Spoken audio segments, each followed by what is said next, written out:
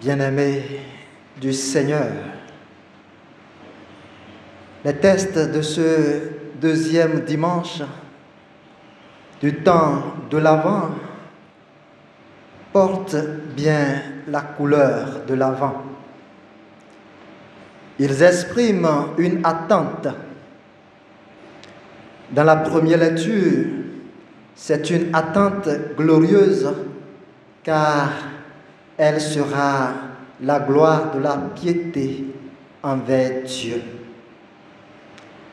Dans l'Évangile, cette attente est marquée par la circoncision du cœur, la conversion comme l'ultime préparation du peuple à la première venue du Christ. Mais le Messie attendu, nous dit saint Paul, est déjà venu et est à l'œuvre dans les cœurs de ceux qui l'ont accueilli pour son dernier avènement.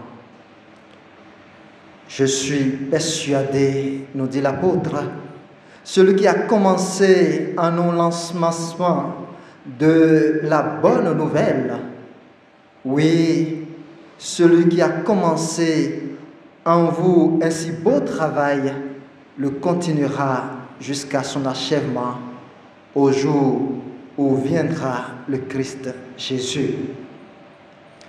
Saint Paul, quand il écrivait aux Philippiens, était dans les chaînes de la prison. Jean-Baptiste dans l'austérité du désert et le peuple juif vivait dans la violence de l'exil. Le temps de l'attente est un temps de probation, un temps d'épreuve et parfois d'oppression. Mais pour le guetteur, c'est un temps propice. C'est le temps de la manifestation de la gloire de Dieu. Debout, Jérusalem, tiens-toi sur la hauteur et regarde vers l'Orient. C'est à l'Orient, en effet, que le Sauveur devait naître.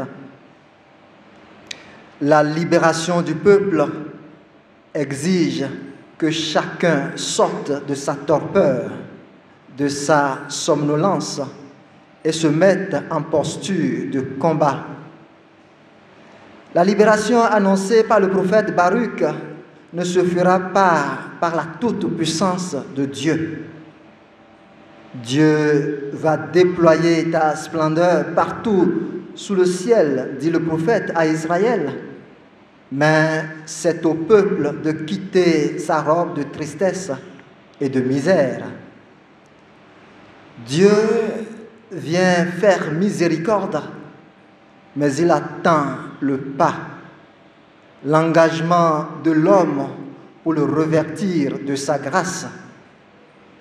Oui, à l'espérance de l'agir favorable de Dieu, mais disposition à l'accueil de sa bonté. Action de Dieu dans le présent et dans l'avenir, mais celle-ci requiert la coopération de l'homme au projet bienveillant de Dieu. Pourquoi le prophète s'adonne à cœur joie dans le dépouillement et la violence sur soi et la persécution pour l'affranchissement du peuple? Certainement, parce qu'il n'a Dieu rivé que sur son Dieu. Si, pour nous, l'essentiel est dans le monde, Dieu ne sera que l'accessoire. Saint Luc, en situant le contexte de l'évangile du jour, se réfère à l'empereur romain et au gouvernant contemporain à Jean-Baptiste. Aujourd'hui, c'est le nom de Jésus que l'évangéliste annonçait qui s'impose comme référence même à ceux qui s'opposent à son message. Préparez le chemin du Seigneur, rendez droit ses sentiers. Le Christ reviendra, mais dans sa majesté et dans sa gloire, pour la manifestation de la justice divine. Le chemin du Seigneur, c'est le chemin de la conversion. Le Christ, nous disant qu'il est le chemin, nous demande de faire des choix clairs, des choix de vérité pour l'approcher dans le quotidien. Il s'agit, selon le prophète, d'enlever toute obstruction au rayonnement de la gloire de Dieu dans nos vies chrétiennes. Les errances, les mensonges, la duplicité conjugale, les luxures. Celui qui vient est aussi la force des personnes de bonne volonté. Dieu se moque de nos parures de façade, mais il se plaît en celui qui cherche humblement sa gloire et il le soutient même quand il vient affaiblir. Les montagnes et les collines de vie, le Seigneur veut les briser si nous acceptons le glorifier sur l'unique autel dressé par son Fils. Renoncez à ces autels mondains et sacrilèges. Faites vos choix sans redondance. Lui qui peut tout, attend tout de notre oui pour sanctifier nos chemins et en faire des chemins de paix. Il semble que bon nombre de chrétiens s'engagent avec ferveur en ces temps forts de l'Église pour aussitôt fondre après dans la masse du monde sans distinction.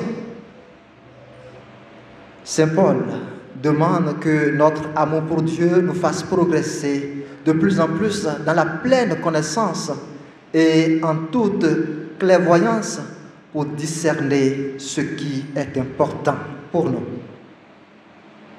Le prophète Baruch nous dit que si nous voulons la paix, nous devrions œuvrer à la communiquer, à la donner aux autres.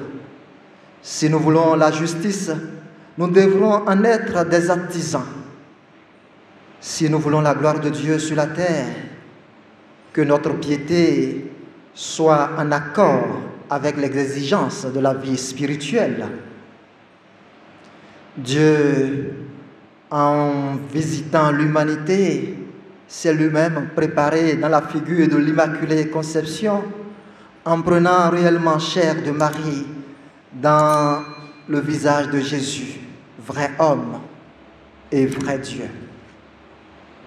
Beaucoup s'attendaient à fêter l'Immaculée Conception aujourd'hui. Le Christ, qui est la primauté de l'Évangile en ce temps de l'Avent, nous impose de fêter la Vierge Marie demain. Puisse l'Immaculée Conception, l'auguste Mère de Dieu, intercéder pour nous dans nos chemins de conversion. Amen.